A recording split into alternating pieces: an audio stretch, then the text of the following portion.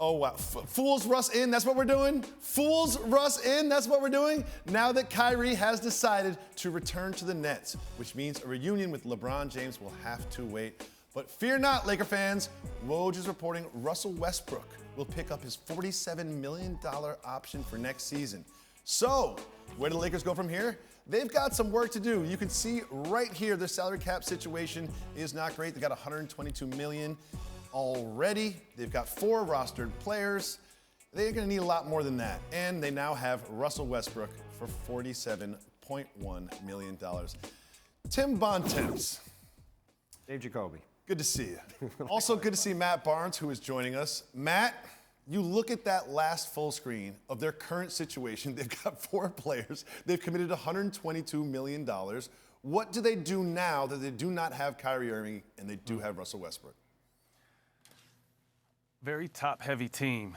But if you think about it, I mean, Russ didn't play as good as we're accustomed to have him play, but he still averaged 19 points a game. And I think the whole issue last year was just their big 3 getting chemistry. Obviously, AD missing a lot of time, and then Russ and LeBron figuring out how that duo was going to work, because both those guys are best with the ball in their hands. So, again, not many options as far as free agency, flexibility, trades that people are interested in. But it always seems to find that great players find a way to work things out. So obviously I feel like Anthony Davis's health is going to be a key to the Lakers season this season. But if that is not an issue, these guys will find a way to pick and choose their spots and get the most out of who they have on that roster. When I think Matt's saying that these guys are top heavy, I think that's a charitable way to look at it. And as you went through it, Matt listed all the things. They don't have, there's limited trade options, there's limited free agency options, there's just limited options, right? And as good as LeBron James and Anthony Davis are together, there's just not enough around them for this team to be a legitimate contender. I mean, you look at the top of the Western Conference between the Warriors, the Clippers, the Grizzlies, the Mavericks, the Suns. You're talking about 5-6 teams that are automatically going to be better than these guys, even if AD and LeBron are healthy. So to me, this Kyrie situation was their one get-out-of-jail-free card, right? It was their one chance to get back in that conversation. Without that, to Matt's point, they're going to have to get really lucky on the margins just to get in the top 6, let alone to be a team that can make a run in the West. So, Matt, my question for you is Russell Westbrook. Darvin Ham comes out and says he's part of the plan. He needs to play some defense. And then there's this rumored trade to the Pacers. And there's this rumored trade to the Nets. What is the psychology of a player like that on a team when you've been involved in trade rumors over the summer? You know, Russ is known throughout his career to be one of the most mentally strong guys. I mean, he's faced a lot of hate and criticism in his run, but I've never seen more than I've seen in the LA situation. So I can't really say where his mental is or if something like trade rumors possibly affect him at this point.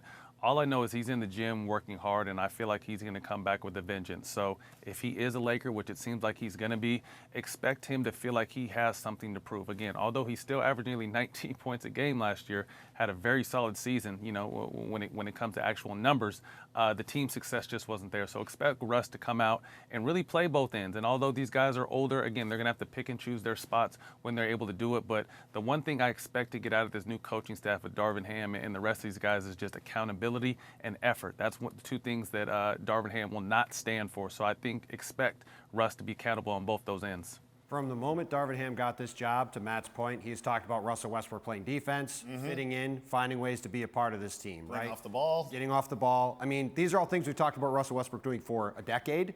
I'm not convinced he's going to do them.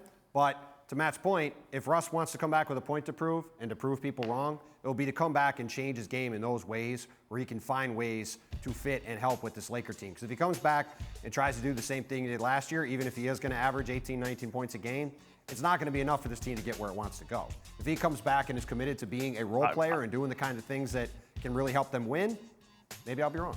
When they traded for Russell Westbrook last year, I really thought it was going to work, and it didn't. And here I am a year later, again, really thinking it's going to work. Matt, is that crazy? But I feel like, no, that's not crazy. And I really feel like the next step in Russell Westbrook's development as a player, obviously, is learning how to change speeds. Russell Westbrook has been the signature for the most athletic, strong point guard we've ever seen in this game. You know, his athleticism is, pairs to no one. But now that he's getting a little bit older and he's not above the rim as much, what's that next step to his game? So to me, it's slowing down, changing paces, not always being fast, but being quick, you know? So I think that's stuff he's probably working on at this point, understanding that, okay, I still have some in me, but I'm getting older, so let me work on my pace, my change of pace, and all the integral things. Again, he's a very solid mid-range shooter. Didn't shoot it very well last year, but over the course of his career, he shot it well. Obviously, he struggled with the 3-ball,